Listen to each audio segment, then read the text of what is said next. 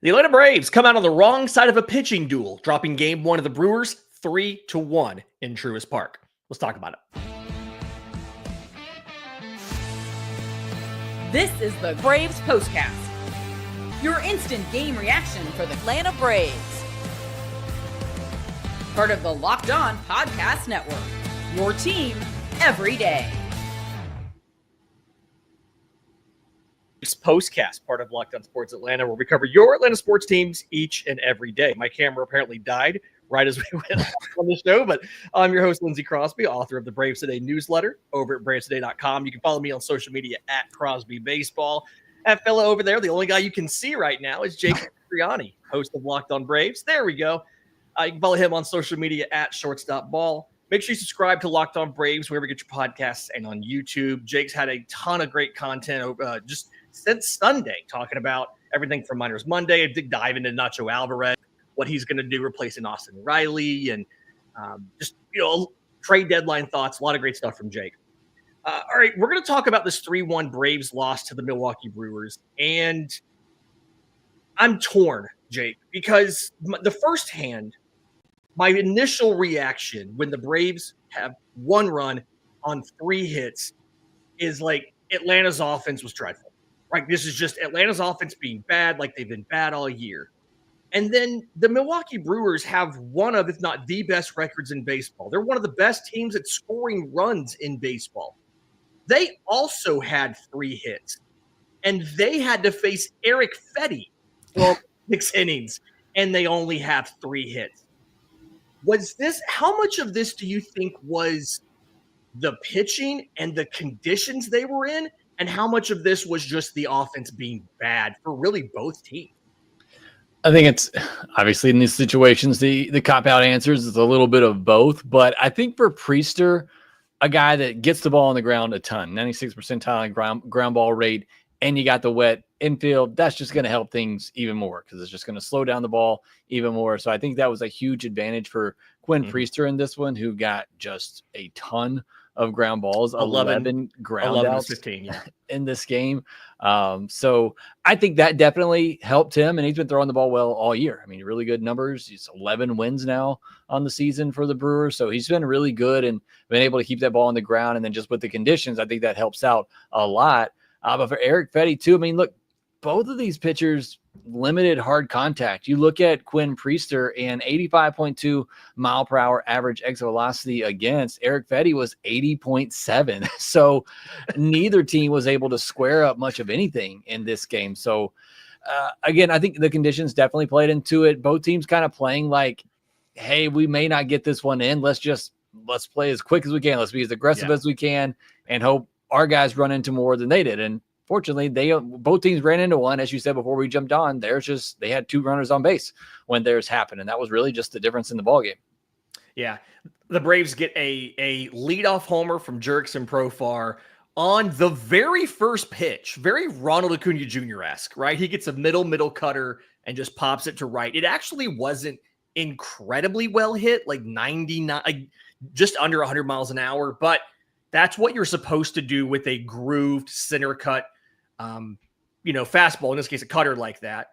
And then the next hit from Atlanta is a 2-out double in the second inning by Drake Baldwin. That comes again on the first pitch on a slider.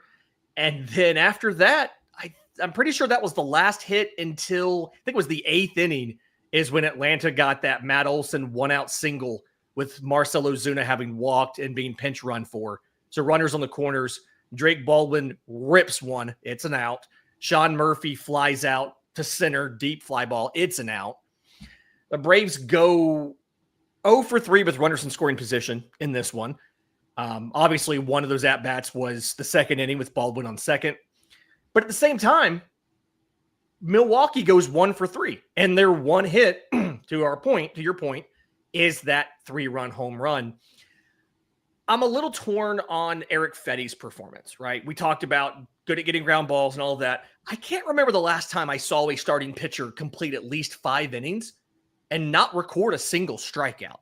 2 walks, 3 hits, no strikeouts. But to your point, he just got a lot of weak contact. It doesn't matter if you're getting strikeouts or not if you're getting the outs, right? Like, should I be worried about this? I mean, I don't think it's Eric Fetty. And I think at this point, if they can go out there and give you 5+ innings every time and keep you in the ballgame, that's what the Braves are hoping for. And the starting pitching, over the weekend and into today has been really good. And I thought this was a continuation of that. You'll certainly take 5 1/3 from Eric Fetty, and still kind of trying to get his pitch count back up. 87 pitches in this one. We talked last time in his last few starts with the Cardinals, he wasn't throwing 90+ pitches. So I think they're still kind of working him back in that. But did a good job getting into the 6th inning, keeping the team in the game. And as I said earlier, just really limiting hard contact. It is pretty wild to see no strikeouts in today's game. And just 2 whiffs on 87 pitches. It's really, really hard to do. But I mean, again, I think it just looked like it from both sides. Both teams just being aggressive, not really knowing what the weather was going to do. And I think it led to a lot of weak contact. I think it led to a lot of bad pitches probably being swung at and make contact with. So it kind of worked in both pitchers' favor in this one. I don't see Eric Fetty going out there and doing this all that often. But I do think it was a good performance by him, and certainly one the Braves are hoping to get the rest of the way. Yeah, it was a lot of 1, 2, 3 innings, 10 pitches, things like that. And to your point, the weather looked all yesterday and today like they were not going to play tonight. And it didn't really start looking like this game could happen until I'm getting so choked up thinking about how bad this offense was. It didn't really look like the game was going to happen until probably maybe an hour and a half before. The tarp didn't come off the field until, if I remember right, about 30 minutes before game time. But they get it in. And I think the hope here now, because you were able to get today in, the hope is that even if tomorrow gets rained out, you can have a doubleheader on Wednesday and get in and get out. I do want to ask you about the attendance was announced as 30,000. That looked like a lot of those people, were they having a giveaway where they were giving away T-shirts that looked like seats, like empty seats? Or is that just one of those that may have been what was purchased, but you factor in Atlanta City schools? A lot of school systems in Atlanta went back today. And then the weather is like, I guess what I'm trying to ask, are people not there because of the weather in school, or are people not there because the team is bad? Yeah, I mean, look, they didn't trade Marcell Ozuna and Raisel Iglesias because they wanted attendance to still be good, right? So I don't know what more I personally you're expecting. make my decisions based on if the 35-year-old designated hitter is still there.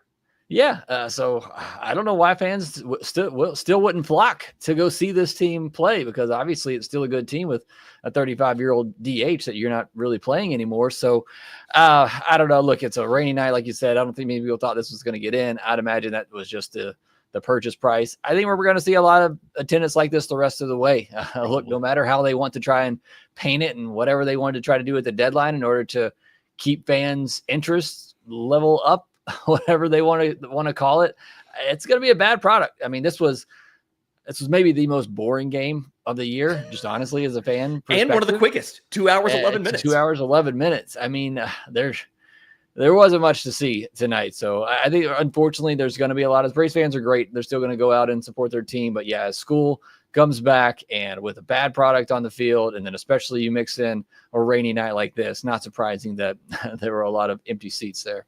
Yeah. All right, in just a minute, I want to talk about the new look of the lineup that we saw for the first time tonight. It's another new, unique lineup for this season, as well as some of the pitch selection and a theory that I have about maybe what Atlanta should do with a lot of the pitching staff going forward. We'll do that next, right here on the Braves Postcast. It's time to fuel up and turn it up with 5-Hour Energy Transfusion. It brings the bold grape, ginger, and lime flavors of your favorite golf drink, minus the alcohol, into a quick, energizing shot. While you're seeking birdies or just making memories with friends, this one's a hole-in-one for your energy game. Because let's be honest, some days on the course or off it, you just need that extra boost to stay sharp and energized. Because golf is all about good times with good people and good flavors, of course. The grape ginger lime flavor gives you the best part of your clubhouse go-to without chasing down the beverage cart. If you go to 5hourenergy.com, that is the number 5hourenergy.com, you can use the network's promo code LOCKEDONGOLF to receive 20% off your order. Now, this offer is only valid until September 30th on one order and cannot be used with other promotions. The code's also not good on subscription orders. So whether you're meeting up with friends or trying to turn 18 holes into 36, get the energizing boost you need to power through. Order transfusion-flavored 5-hour energy shots today. Welcome back to the Braves Postcast. Apparently, the entire crowd wants Jake to go back on vacation. That's what the YouTube chat's saying. Yeah. They played well when you weren't here, Jake. It's kind of your fault. Okay, so we saw a new look lineup. I like to kind of just casually keep track of these because that's the kind of person I am. It's the first time the Braves have rolled out the lineup with Drake Baldwin batting third and Sean Murphy batting cleanup. Now, obviously, it's a reaction to Austin Riley being on the injured list. But with Michael Harris in the 5-hole and then the bottom being Eli White, Nacho Alvarez, and Nick Allen. If you had told me in February when spring training reported there would be a game in early August where the last 4 guys on the lineup card were Eli White, Nacho Alvarez, and Nick Allen with starter Eric Fetty, I would have been really confused about what was happening this year. What's your thought on having Baldwin Murphy at 3 and 4 while Riley's out? Because I felt like I like it from the perspective of I like the potential of these guys to hit for power. It does seem like that is the slowest possible variation of your lineup you could put out with Profar, Olsen, Baldwin, and Murphy as your first 4 hitters. Yeah, that's a log jam right there. I mean, Olsen, Baldwin, and Murphy is going to be pretty tough. You're going to have to string some hits together or hope that they're hitting it over the fence, and the Braves just don't do that as much anymore. Yeah. So look, I like it because I want to see those guys get at bats. I think those 2, along with Harris and Albies, who are right behind them in this one. I think those are some of the key guys to watch the rest of the way. And for Murphy and Baldwin, what does that dynamic look like with those two both playing every day and in the lineup together? So I'm certainly fine with it, just getting those guys as many at bats as possible. And I think those are your 4 best hitters right now, at least with Olsen, Baldwin, Murphy, and then even Michael Harris, the way he's been playing, and even Profar, he's been doing a good job getting on base. So I think you just lined it up with your best hitters like that. It just happens to be that you got the 2 catchers there back to back. Yeah, I mean they can't run that fast, but theoretically, if you're hitting the ball for extra bases, it does, it's double versus triple. End of the day, you still got extra bases. I think you're happy with that if they can do it. I did find it interesting that we get to see on the weekend that Jacob Mizorowski goes on the injured list, we get to see Drake Baldwin's biggest competition for Rookie of the Year in Isaac Collins. And unfortunately, he goes 1 for 2. He hits the 3-run home run in this one. That is all of the scoring for the Brewers. He leads National League rookies in WAR, but it still feels like this should be Drake Baldwin's to win because the trend has been, for the most part, there's been an exception here or there, but for the most part, the guy that loses playing time when Marcell Ozuna is in the lineup ends up being Sean Murphy, not Drake Baldwin. There was one, I think, last week against the Reds where Baldwin sat. I think he pinch hit late. But for the most part, it feels like Baldwin's playing almost every single day. Sean Murphy's the guy that misses out if Marcell Ozuna's in the lineup. Is that the right way for Atlanta to handle this? Give Baldwin as much as they can? Or do they not kind of need to maybe balance those guys a little bit more so Baldwin doesn't get burned out? Yeah, they got to let Baldwin play every day. I mean, it's the last kind of glimmer of hope on this season that he can win Rookie of the Year. You get an extra pick. Hopefully you get a high draft pick in the lottery, and you really just kind of make this season kind of turned into something good in the future, getting all that bonus pool money, getting a bunch of high picks. It's really one of the biggest things left for this season. You're not happy with Sean Murphy. Sean Murphy's in the Speedway Classic, that nice piece of metal there. But Sean Murphy's also hitting 179 over his last 40 at bats. Like, he hasn't been hitting as well. So I think it just makes sense. And Snicker said from the beginning, as long as they're hitting, both of them will play. And Sean Murphy just hasn't been hitting as well lately. True. My final thought I had on this game is I felt like not everybody, obviously, but a lot of these guys were throwing cutters, right? Fetty obviously had one. Priester was throwing a cutter, covered the bullpen, Dodd, things like that. And I feel like a lot of the success stories Atlanta has had recently, whether it's Joey Wentz becoming a legitimate rotation option, Dylan Dodd becoming a legitimate bullpen guy, and even some of the younger players. Hurston Waldrop added a cutter. AJ Smith-Shawver added a cutter. give me a reason why the Braves should not just give every single Braves pitcher a cutter for next season. Like in the offseason, hey, your job, go develop a cutter. If you don't have one, you're throwing a cutter next year. Give me a reason. Yeah, I mean, I think everybody should at least try it. I mean, baseball comes in waves, and hitters, pitchers, tried everything. I know, I think it was the Mariners last year or 2 years ago where everybody's getting a splitter, and splitters seem to be the thing for a couple of years. And now we're seeing a lot of injuries, perhaps because of that. But I think the cutter, obviously is a good pitch. He can play off just about anything. So, I mean, it's working for them. And maybe this is just the next wave for starting pitchers is here comes the cutter. Yeah, it's CJ even mentioned it, up in the zone. It's a thing that you haven't really seen cutters used a lot up there, but it's worked really well. So I just was kind of happy just that like we saw that, and that my cutter propaganda starting to spread across baseball.